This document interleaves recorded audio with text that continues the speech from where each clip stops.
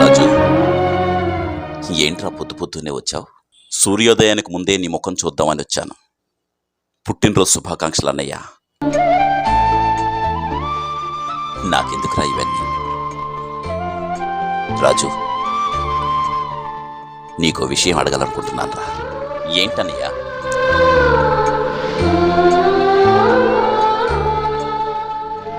నువ్వు పెళ్లి చేసుకుంటే చూడాలని ఉందిరా. అన్నయ్య,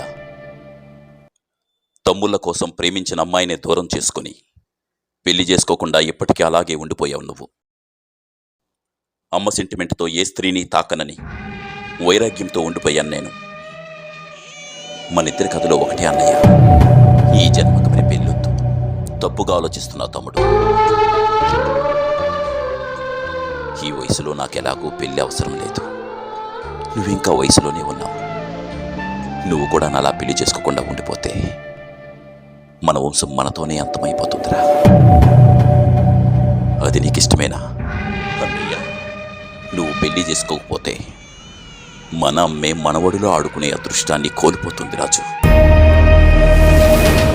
అందుకే చెప్తున్నాను రా, నువ్వు ఈ గెటప్ తీసేసి ప్యాంటు షర్టు వేసుకో, పెళ్లి చూపులకి వెళ్దాం. సరేనా? సరే అన్నయ్య, నీ మాట ప్రకారం పెళ్లి చేసుకుంటాను. కానీ ఈ గెటప్ తీసేయమని అడక్కనయ్యా.